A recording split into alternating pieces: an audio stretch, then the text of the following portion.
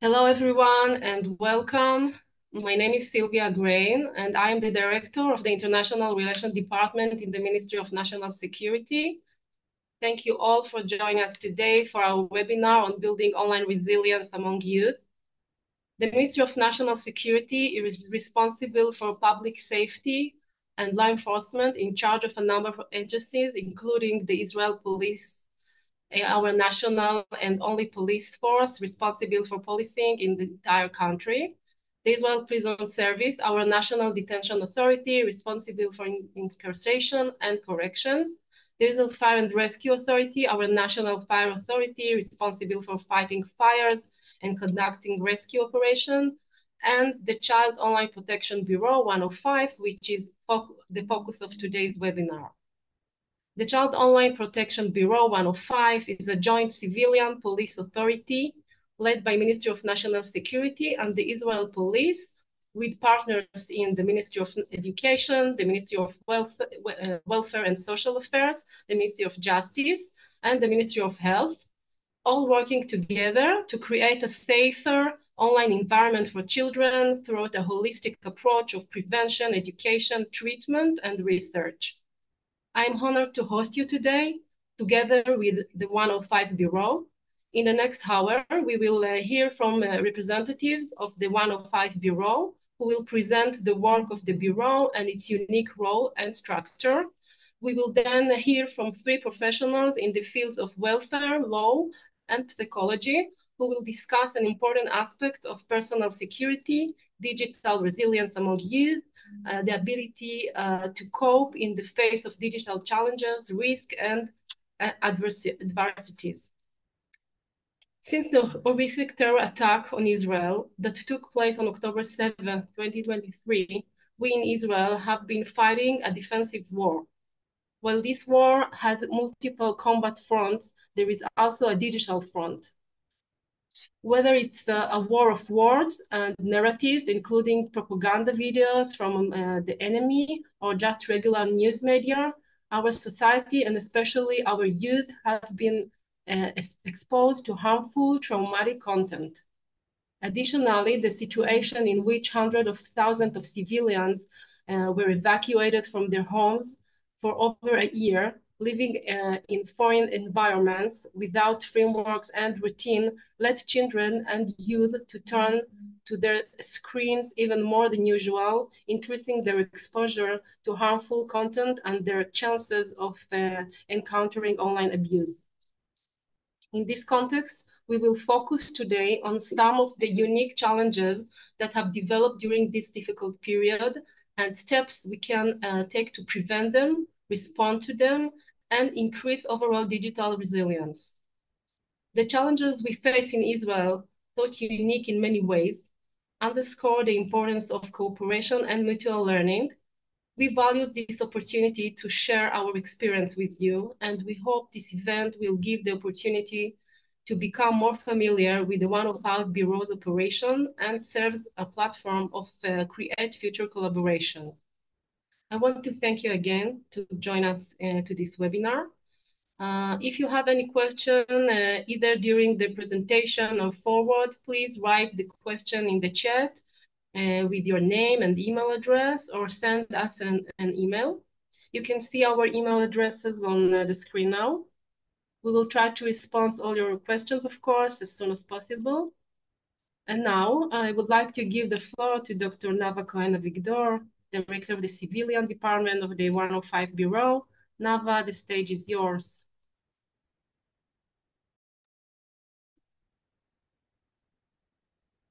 Thank you very much, Sylvia, and hello, everyone. We are very happy about today's meeting and appreciate your participation in this webinar. We hope this will be a successful beginning for future collaborations to protect children online all over the world. In this lecture, we will introduce the Child Online Protection Bureau 105 with an emphasis on its civilian parts. My name is Nava Kehn-Aviggdor, and I'm the Director of the Civilian Department of the 105 Bureau. With me are Eli Katsav and Lihi Gerson Eli, and they will speak after me and introduce themselves. The three of us are from the Ministry of National Security. Now we will watch a short 1-minute video about the 105 Bureau. Some families have their whole world turned upside down by these words, just like an earthquake.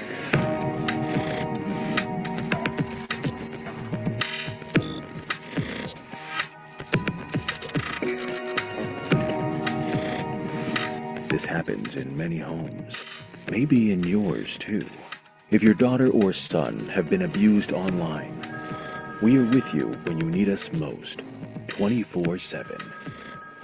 Dial 105. The 105 Hotline's professional team consists of police officers who are internet investigators, alongside professionals from partner ministries. Together, we provide a unique, holistic civilian police response with cultural sensitivity. The National Bureau, Unit 105, also operates an investigations division and an intelligence division, working together to protect our children with care, expertise, and technological capabilities. The 105 Hotline is here for you, 24/7.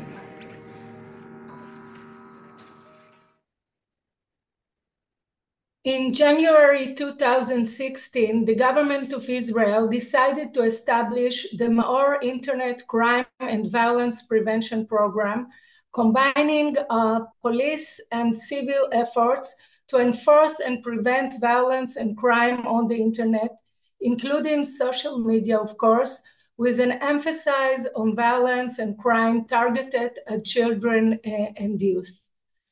The Child Online Protection Bureau 105 is led by the Ministry of National Security and the Israel Police Lab 433, and we are working together with our partners, the Ministry of Welfare and Social Affairs, the Ministry of Education, the Ministry of Health, and the Ministry of Justice.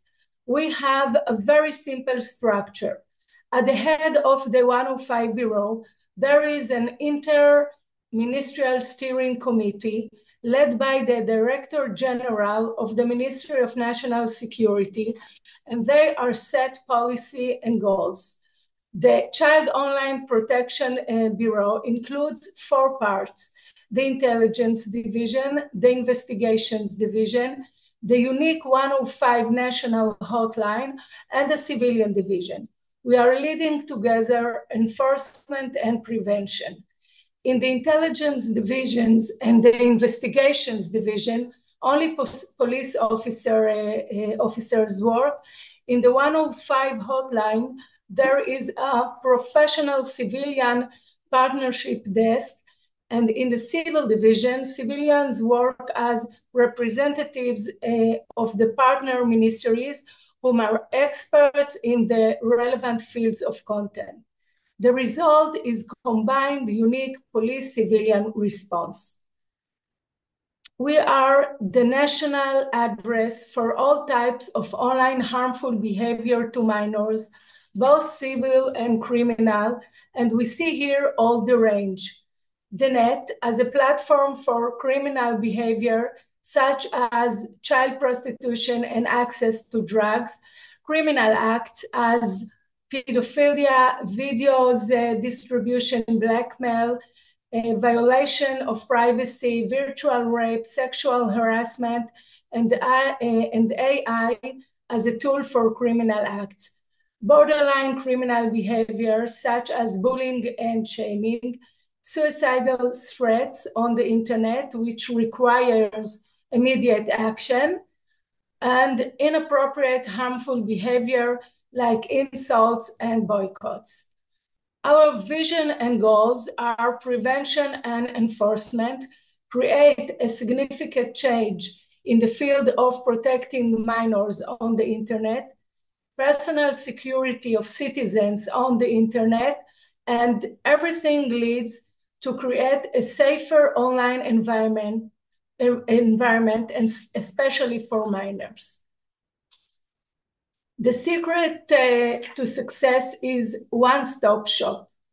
Sequence of intervention, partnership and intergovernment office efforts, national responsibility, and public accessibility and raising awareness, creating a safer environment online.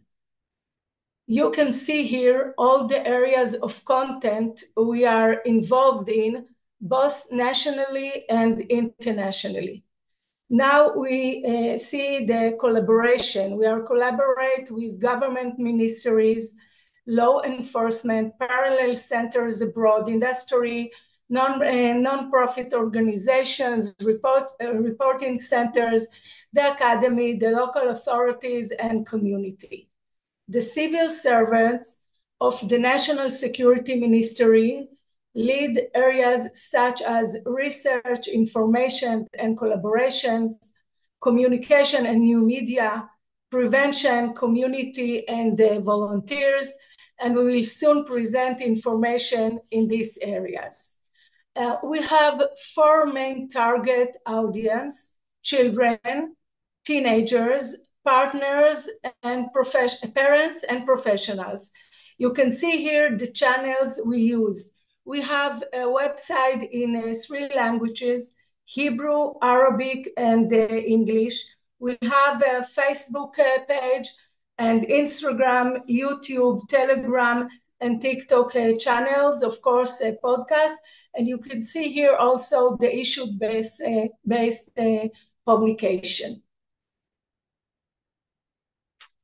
The high importance of the partner government ministries lies in the two-way transfer of information from 105 to the ministries and from them to us.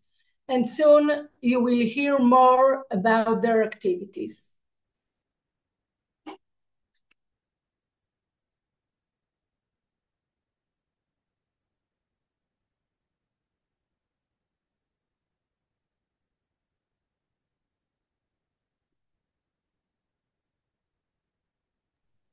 Thank you, Nava. Sorry, I was on mute. My name is Eli Katsav. I am the head of research, information, and collaboration here at 105. I'll give you a short review about the hotline, and then we'll talk about the data that we have collected here on 105. So as Nava mentioned, the national hotline is a very unique way of working. We have police and partnership desk, which are civilians working together. We have three main calls that we receive. The first one is the emergency calls, who are imminent for life threats, which means we need immediate action. We need to locate the victims, notify the relevant authority, either dispatching a patrol car. If it's a child who is in school, we need to notify the teachers, the headmasters. If it's someone who is at home, we need to make contact to the parents, make sure that they are aware of the situation. The second calls usually are integrated calls, which means are dealt with criminal and civil together. It means mostly calls that pass the criminal violation, like sexual abuse or threats. We want the partnership desk to enrich the situation. We want to make sure that the child is supported and is followed by throughout the process, while the police is doing their job and finding the perpetrators and bringing them to justice.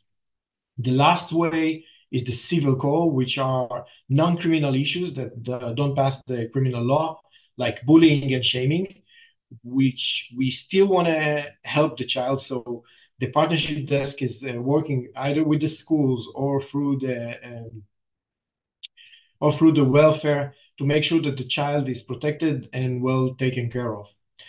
What we do have is the way that they can contact us. Most people usually can call us by a phone call. We can do also online reporting directly to our process. And lastly, we started working with WhatsApp, since we know children prefer to work through WhatsApp as well. Next. Let's talk a bit about the data that we are collected in 105. We have a very unique set of data. Since we are dealing with the children, we know exactly who are the the victims. We are working in over 80 online platforms, which means we work on social media, we work on forums, we work on gaming. Everywhere the children are, we want to be. We want to be, and we need to learn every place that they are at, so we can help them the most when they need us. So we need to learn everything there is to know about where the places that the children are. Most of the main platforms that we can see are Instagram and WhatsApp, and an Israeli forum named Tips. But and when we're talking about it, it doesn't mean that Instagram and WhatsApp are more prone to attacks. It just means that there are a lot more children on Instagram and WhatsApp. So there are a lot more work done on those platforms. The main types of incident as seen in 2024, I didn't mention it before, but all of this information is available on our website in Hebrew and English if you want to see the full report of 2024, because we're just doing like a tip of the iceberg here. So most of the incidents, 1/3 of the incidents are sexual offenses. It's starting from distribution of sexual material all the way to sextortion, which we know is something that happens all across the world. This is not something that happens just here. The second one is cyberbullying and shaming. As I mentioned before, this is something that dealt with only by the civilian part, but this is something that happens on a daily basis everywhere. And the third one is the suicidal threats, which is, again, not against the law, but this is something that we need to address. And we want to make sure we find the victims and help them before something happens. As I mentioned about the information that we collect on 105, we have a we know exactly who are the victims. We know almost all of the perpetrators that we found. We know exactly the ages. So we have a very unique data also on that. We know that most of the victims that arrived to 105 are ages 12 to 17. Most of the girls are between 12 to 15, and the boys, it's 12 to 17, but we've seen a raise between the ages of 14 and up, because most of the sextortion part that we see against males are happening after the age of 14. So females and teens are abused in the younger ages, and male teens are abused in older ages. And the people who are calling 105, most of the callers, as you can see, are the parents themselves, and after them are the victims. What we are doing here at 105 is we are targeting awareness. We are doing a lot of awareness campaigns, so people will know who we are. People will know how to contact us. And if a parent is hearing from his child that there's something happened to him, he knows he can call us. So we know that the 36% of the parents are calling us. That's mainly because the children are approaching them and telling them about the problem they were having. So we know we have parents at 36, victims at 32. We also have calls from the forums themselves, educational stuff, witnesses, and the Cyber Night initiative, which Lihi will explain a bit further now. Thank you, Elik. Hi, I'm Lihi Gerson-Eli. I'm head of community and volunteers, and I'm here to tell you about the Cyber Nights volunteer project at the 105 Bureau. The Cyber Nights job is to monitor the internet. They are only allowed to monitor open and public information that anyone can see. They are not allowed to monitor closed groups or private profiles.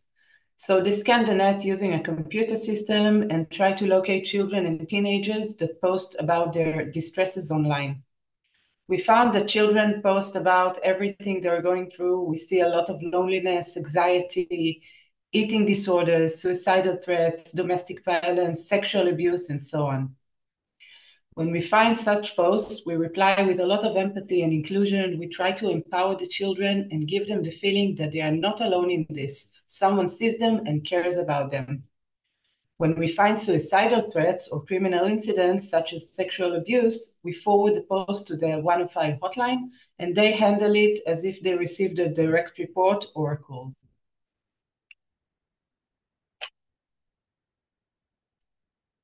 The volunteers themselves are mostly retired high-tech professionals, civil servants, and law enforcement personnel. They have to be familiar with social media and understand the children's world. And they are very, very committed to this important volunteer job. The Cyber Nights are online since the 1st of September 2022. Before I show you some examples, I will give you some data. So in 2024, we replied to 3,718 posts shared by children and teenagers online on issues such as loneliness, depression, anxiety, bullying, eating disorders, sexual abuse, suicidal threats, and more. 626 of these posts were forwarded to the 105 hotlines, mainly suicidal threats. 70% of the posts were written by girls and less than 30% by boys.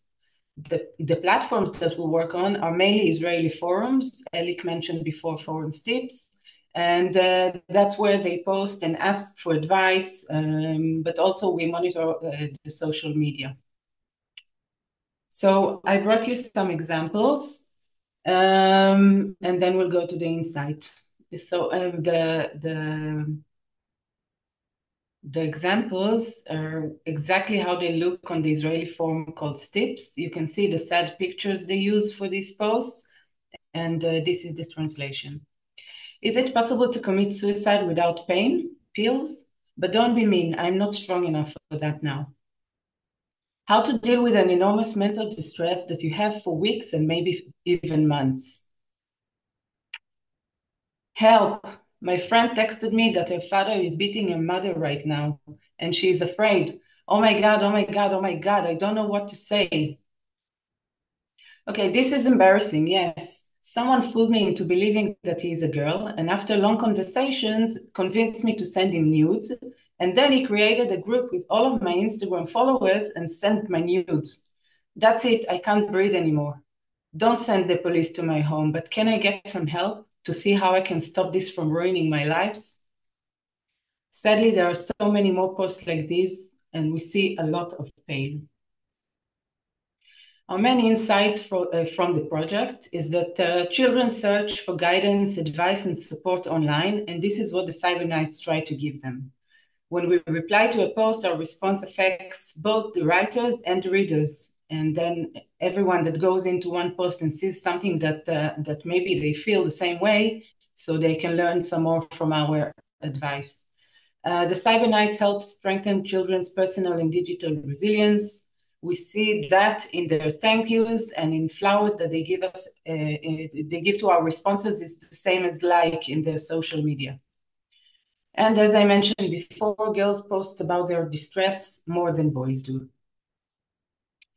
This is to show you our recruitment ad, and thank you for listening. Now I will give the platform to Alexandra Kara from the Ministry of Justice. Thank you. Thank you, Lihi. Good afternoon, everyone. As it says on the screen or in the invitation, my name is Alexandra Kara. I am a senior attorney and a team leader in the cybercrime department. I have been working here for the past 6 years. The cybercrime department in the Israeli State Attorney's Office was founded in 2015. Today, the department comprises of 16 prosecutors, 4 interns, and 11 law students working as paralegals. We are a national unit which addresses several fields: classic known prosecution on criminal cases regarding online offenses, alternative enforcement, and we also give counsel to other governmental offices and departments outside and within the Ministry of Justice. We work side by side on investigations held by the Cyber Unit and the 105 Unit in the Israeli Police, as well as the Israeli Data Protection Agency, which holds criminal investigative powers regarding information-related crimes. As previously elaborated by the 105 representatives, the 105 Unit is dedicated to protecting minors online as part of the Child Protection Bureau. The 105 Unit comprises of an investigation unit, intelligence unit, and a 24/7 hotline, staffed by police officers with special training, as well as representatives from department government ministries, the Ministry of Justice being one of them. Most of the cases investigated by the 105 unit and handled by our department involve sexual offenses targeting minors. The 105 hotline also receives reports and complaints regarding bullying, shaming, and the dissemination of harmful content, obscene material, etc. Regarding crimes committed online in Israel, the legal approach is to apply the existing national legislation. This means that all legal provisions relevant to tackling child sexual abuse material, sexual offenses, are implemented to offenses committed online. We have the support of the court in Israel in that ruling. For instance, the court supported the approach that national legislation is sufficiently broad to apply to the wide range of contexts in which technology operates as an enabler. Everyone will agree that every aspect of our lives in recent years have been replicated into a technological reality. This is especially true when it comes to children and teenagers who are born into the era of the internet and social media. Alongside the innovation in communication and its advantages, danger lurks online for teenagers and children, such as exposure to content that is not age appropriate or entering risky situations due to a lack of emotional maturity that could lead to sexual assaults, dissemination of sexual content, bullying, and so on. Parents' instinctive reaction to protect their children would be to restrict access to the internet. But we know today that restricting internet access is not only an impossible task, but also not enough. That is why literacy programs in social media spaces for vulnerable populations such as children and youth are needed alongside law enforcement. Studies show that excessive use of social media may affect mental health, including risk of developing emotional problems, particularly avoidance, anxiety, and depression. Excessive use may also lead to dangerous behavior characterized by impairment in daily functioning, impairment of mental health, and impairment of academic and social functioning characterized by distancing oneself from society. In some of the cases handled by our department, it was possible to identify those behaviors in victims of online sexual assault, such as seclusion in the victim's room, deterioration in academic performance, changes in clothing, and other signs that indicated a significant change during and as a result of sexual assault offenses committed online. In the past few years, children and teenagers in Israel have been living in an ongoing state of emergency. Be it COVID in 2020 when lockdowns were initiated and children were confined to screens, whether to pass the time or in educational settings, which led to increased chances of injury online. Later on, military operations confined them to their homes and exposed them to incitement online, and since October 2023, the Iron Swords War, when many brutal videos were disseminated via Telegram and other social media. The cybercrime department's activity is not limited to the classical criminal prosecution field or the classical criminal procedure. It is our understanding that sometimes it is necessary to deal with reducing exposure and dealing with publications rather than looking for the publisher and in order to press criminal charges. This is where alternative enforcement comes in. This channel is meant to reduce exposure of content. Rather than attacking the publisher, let's attack published content. Within the alternative enforcement channel, we can deal with published content, be it through a voluntary channel or be it through a forcing channel. When we talk about the voluntary channel, we at the cybercrime department have established good working relations with different platforms on social media like Meta, TikTok, etc. The working process is approaching the online platforms when a publication constitutes a crime according to the Israeli law, and it violates the terms of use of that specific platform. This channel is mainly used to deal with incitement and to terror and violence and violation of non-publication orders. This is a voluntary basis again, when the platform can decide whether to agree to our request to remove the content or not. This past year, the department launched an advanced and innovative system for managing requests to remove terrorist and incitement content on social media called the Armadillo.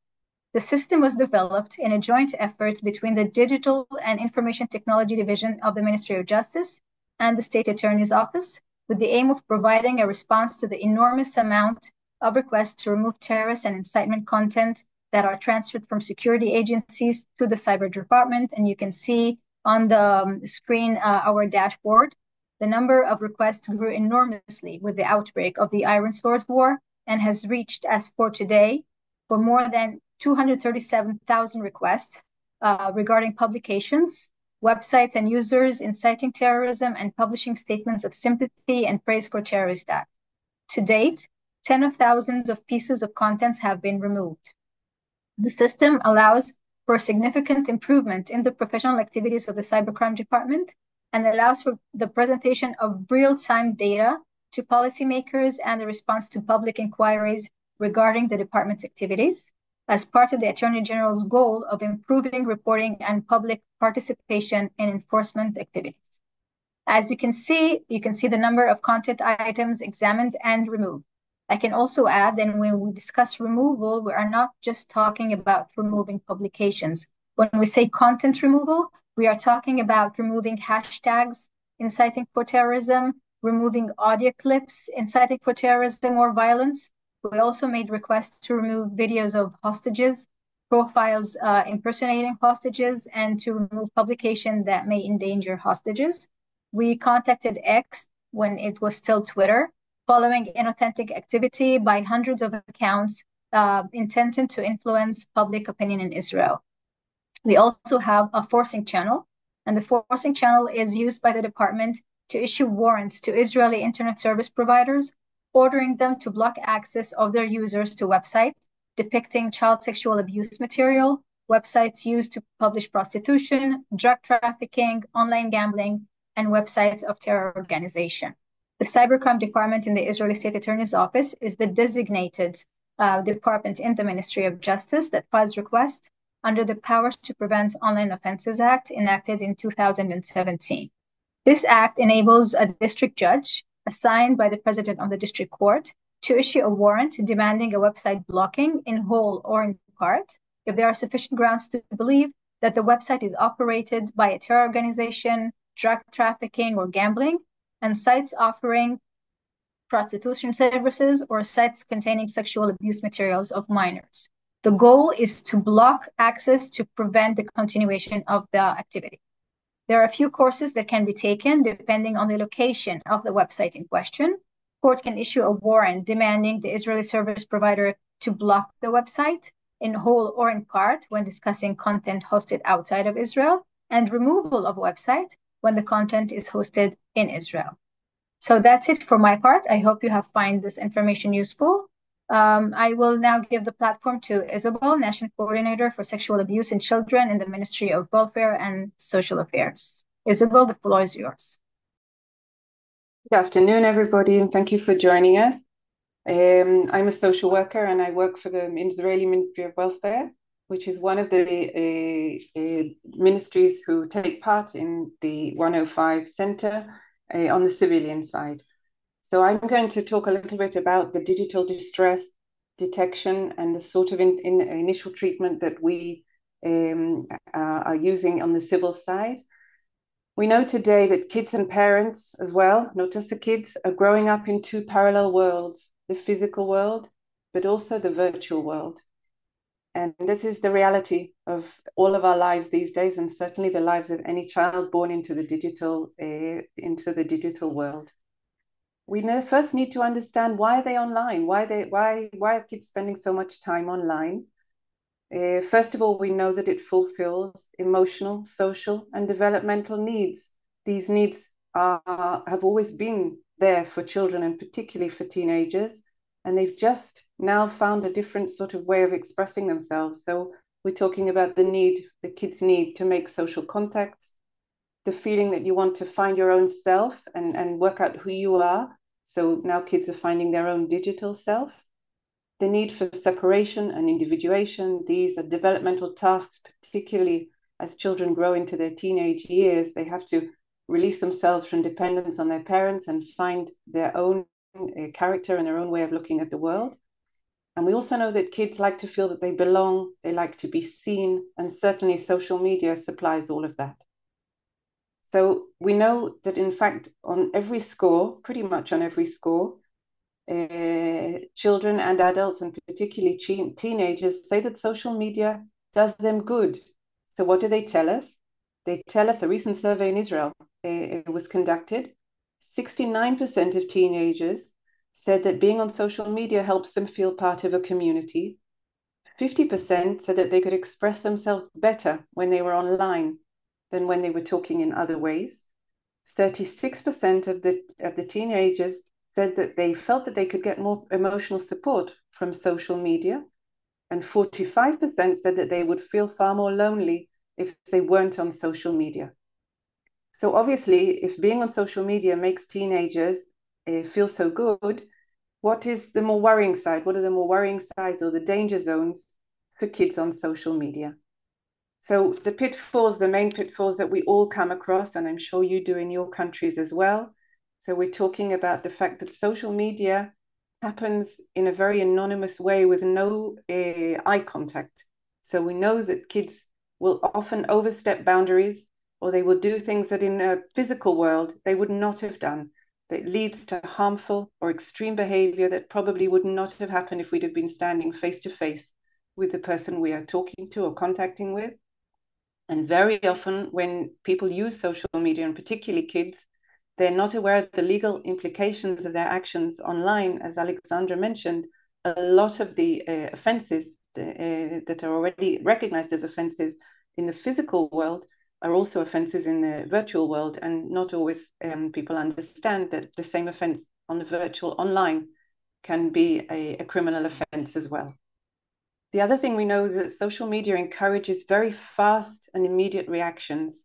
This means that kids particularly will often be very impulsive, and they will do things very quickly without thinking before they act, and possibly without thinking of the consequences before they do what they do. And we have a lot of cases where children they've fallen down because they've been so impulsive and so quick to react to somebody on social media. The other thing is that we know, because social media tends to be held in your hand on a smartphone usually, it provides a false sense of safety. And parents have told us, I was scared to let my kids play outside, but I didn't realize that the real harm to my kids was being done when they were in their own room or in our own house or under my nose. So the harm happens even though we think that the kid is next to us and safe. This is a kind of normal parental reaction. And the other thing we know about the harm of online online abuse or of things happening online is that very often these things spiral and they go on for a very long time. Kids find themselves abused over and over again, or they have a long series of problems online before they tell anybody about it. And the other thing we know is that a lot of the abuse, particularly films and photographs, once they're out on the internet and once they're out on social media, they're very, very hard to erase. As Alexandra says, we try and make all efforts to try and get rid of some of the harmful material, but we know that a lot of the stuff stays out there forever, and we have to be aware of the fact that harmful material does never get totally wiped off. So what can we learn about digital distress from kids and parents that we have spoken to? The examples I'm going to give you are examples of children who we discovered that they've been sexually abused. As you've seen, a large number of the complaints to 105 Bureau are about sexual abuse, but I think the comments that the parents are giving us are relevant for all kinds of offences online. But as social workers, we meet a lot of parents and a lot of kids who have unfortunately suffered abuse online, and then they have their cases have been brought to light and sometimes even into criminal proceedings. So what we learn from kids is that first of all, they very often blame themselves for what happened. They take it on themselves. They say that I really thought, I knew it was dangerous. I don't know what happened to me. I don't know how I got into this situation. A lot of embarrassment and shame. As one kid said to us, I just feel like I'm walking around naked in the street the whole time. And I just feel intense shame and embarrassment about what happened to me. The other thing kids who've been abused online often do is they minimize. They say, well, it wasn't really sexual abuse. It didn't really happen. It's okay. Nothing really bad happened to me. They kind of take take things onto themselves. And the other thing that we also know is that the abuse leads to serious mistrust of the outside world. Children who've been fooled once or more than once online will afterwards be very, very mistrustful of all contacts after that. And some people take this mistrust and fear. He might find me, he might know where I am, he knows all about me. I don't trust anybody anymore, I don't trust myself anymore. So the lack of trust from these offenses online is very, very harsh, and it will stay with some kids for a very long time. So what do we learn about parents whose kids have been abused? The thing we learn about parents is that very often they feel failures. They feel that they failed as a parent to protect themselves. They feel that they didn't have the right ability to teach their children and talk to them and protect them from technological abuse that was happening online. That they didn't have the skills. Well, I don't know about what my kid is doing, so I haven't got any way of helping him make sure that these things don't happen. Some parents, on the other hand, will blame their kids or be very angry at them. Why didn't she know better? Maybe she was looking for what happened. She's so stupid. How could she possibly do that? I think we all know as parents that sometimes when we're angry at our kids, it's because we're really, really hurting inside. But certainly we've heard parents who have said very harsh things about their children when they've discovered that they fell into every single online pitfall that we've tried to warn our children against. The other thing that quite often happens is that parents will blame the child for what happened. It's sometimes easier than blaming the criminal himself. So they will look for the child's responsibility in the harmful behavior that happened. Obviously, parents will often feel shame, deep shame. And the other thing we know is that parents will be very worried about the future, knowing that a lot of the harmful material is never going to be wiped off the internet. We meet a lot of parents who say, all right, from now on, there's no phone, no screen time, no phone, it's all going, that's it. And as soon as we get rid of the phone, all the problems will be solved. And we know as the educators and as parents and as social workers and as people working in this field that this obviously is just it's an illusion and it doesn't really work. So these are all the themes that we meet. We meet these themes with parents and children who've turned to the 105 Bureau. And I can say that we also meet these themes in children and parents who've come for therapy, whether it's short-term online therapy that we offer through the 105 Bureau. We offer a short session of distance therapy for children and parents who we have found out that they've been abused, or whether it's longer-term therapy that Israel manages to offer, particularly to children who've been sexually abused or harmed in any way, whether online or in a physical setting. Let's just move on to the next thing that I wanted to say. Where does this lead us all? So being online is part of our lives. It's also part of parents' lives. I think we have to acknowledge that both parents and young people get benefits out of being online. And this is a joint venture, how we all recognize that our virtual world is part of our everyday life and not just part of the kids' life. And I think we have quite a lot of parents who have to realize that the same as they spend quite a lot of time online and they have to be very, very careful of what they do there. It's the same for the kids. And we're in this together. This is a shared learning curve that we need to go through together. The other thing that I would like to share with you, and I think it's an important message that we should be going forward with, is the fact that a survivor of childhood sexual abuse actually taught me. She said, I don't think we can ever prevent every single case of harm to children. But what we do want to happen is A, children will recognize that something bad has happened, and B, that they will know who to turn to. We obviously, if anything bad happens, we don't want it to carry on and on and on, and we don't want the child to be left feeling alone and that they've no one to help them. So we want children to have emotional awareness of what's going on and when something doesn't feel right, that they should trust themselves and know where to get help and support. And I think this set of behaviors that we need to try and develop, all of us, parents and children and educators and people who come in contact with children, is to be less alarmist about the harm or the potential harm that can happen on the virtual world, because we know things are going to happen. They always did happen. They happened outside and they now happen on the virtual landscape. And I think we have to turn this into a joint discussion and a cooperative discussion between adults and children, and not just think that the problems are all with the kids and with the new technology and that we don't have a part to play. So I think the last thing I would like to say is that we're really dealing with a generation gap. We're talking about a new technology that we all have to learn how to cope with, but without the intergenerational wisdom that we're used to. So I think, we all taught kids how to cross the road safely, and we teach young parents how to feed their children safely, and we now have to help parents teach their children to navigate the digital world safely, but we haven't got the old grandma or person giving old advice from the side. This is kind of a very new field that we're all having to deal with. And some of the things that I've spoken about, I think will have very huge community challenges, and my colleague Anat will be enlarging on this now in her talk just afterwards. Thank you for listening. Thank you, and hello, everybody. I'm a clinical psychologist, and I am going to try to give kind of the picture of what I'd like to refer to as digital resilience or psychological digital resilience. And it's a very, very vague term, but what I'll try to do in the next 10 minutes is convince all of you that we can literally define. There are a lot of definitions. You can move to the next slide. A lot of definitions for digital resiliency and for psychological resiliency. But for us, it is very important to maintain the very practical resiliency as the ability to cope in face of digital challenges. And I totally agree with Isabel, who just said that challenges are out there, offline, online, and our job as adults is to prepare our kids and the adults as their significant others to learn how to cope. And I'm going to say coping as skills, coping as muscles.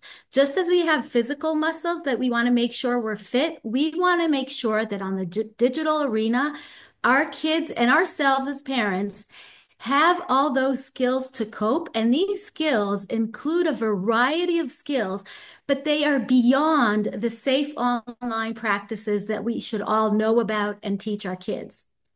We can move to the next slide, where you will see a list of 5 categories of resilience skills.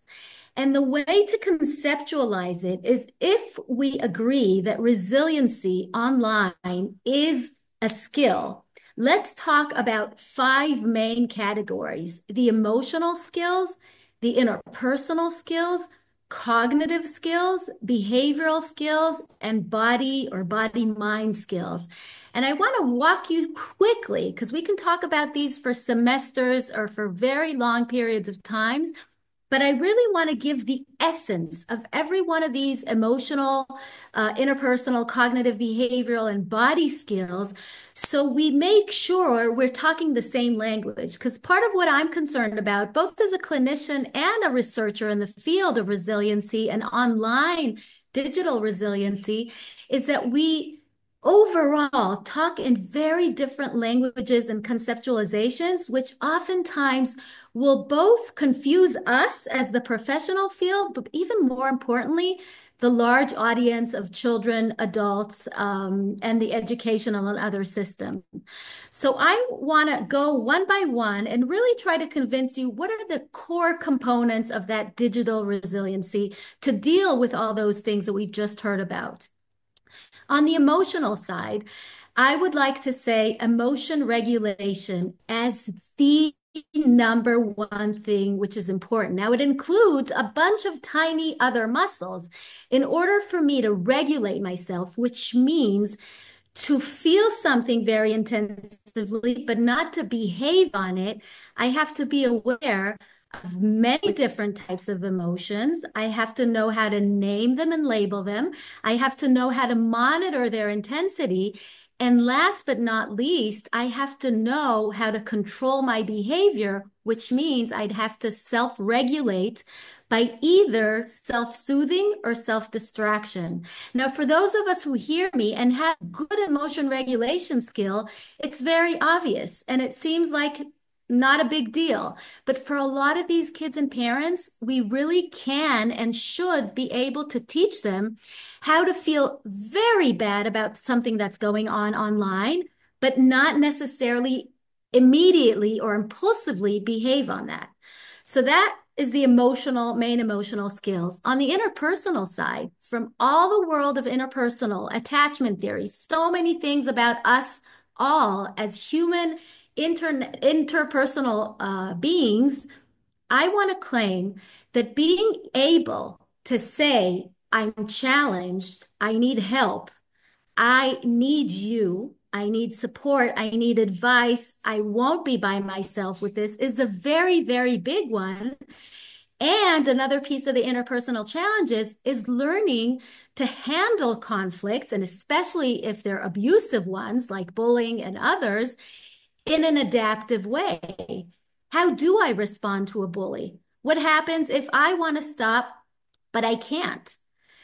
The other piece of the categories is the cognitive skills. And in that, I want to say the core components of the cognitive skills relate to the notions that our thoughts are just thoughts. So if I was just cyberbullied as a kid and my thought is, that's it, my life is over, I'm never going to be able to come to class again, that's a thought. It doesn't mean it's the truth. It doesn't mean it's a fact. And what I can do with that thought is either try to challenge it, right? Put a question mark on it. Is it really that I can't come back to class, or is it just going to be extremely challenging? Or accept the thought that after being cyberbullied, I do have those horrible thoughts. And the truth of the matter is that there's probably no other way because I just went through trauma. Being cyberbullied can be traumatic. And it's okay to have those negative thoughts as long as I don't believe in them necessarily as facts. So if you will, now that I went through the emotional, the interpersonal, and the cognitive, it's that ability to not panic about our emotions, about the interpersonal challenging aspects, or about our cognitions, but literally know how to deal with them, how to cope with them in an adaptive, healthy way. It doesn't mean it's an easy way. It doesn't mean it's going to be not sad or happy or very, very soothing, but it means it's capable. I am capable. I have efficacy to do it. I, as a parent, feel that although it's a very horrible situation, I know how to deal and I can share it with my kid and teach my kid or the system. I want to move to the next two last categories: behavioral skills, problem solving. I'm in a huge, huge problem. I just realized I posted something very panically. What do I do? Or I just was, again, cyberbullied. What are my ways to solve this problem? One way is to post it online. Another way is maybe to deal with it in a different way. So if I have behavioral coping skills, I might reduce the number of times that I'm asking for help in a very alarming way online. Or if I have problem solving skills and I'm cyberbullied, I have different options of way how to solve it, as opposed to being a bullying back and then becoming what we call a bully victim, which not just being a victim, but also a bully. And last but not least, I want to talk about the body-mind skills, those body skills that I really try to and want to teach both the parents and the kids to use the body, to really see how can I use different techniques of breathing, of progressive muscle relaxation, of mindfulness, of things that I can use my body when I'm online and I'm going through a very, very harsh thing in order to regulate myself. And first of all, maybe to read what I'm going through, but then to regulate myself via the body, which is a very important way to regulate. So summing up in my last minute, just to say these skills are life learning processes. We learn these all the way to our elder lives, and it's very important that we work both with parents and the kids to continue to upgrade those skills, both offline and online, so when they confront something challenging, they feel capable to cope. Thank you. Okay, thank you very much. I want to thank our presenters to their interesting presentations and their insights. I want to thank you all for joining us today. We are inviting you to stay with us in touch throughout our email. You've seen them now on the screen. Thank you very much, and I hope it was interesting for you too. Bye-bye. Thank you very much to you, Sylvia, also.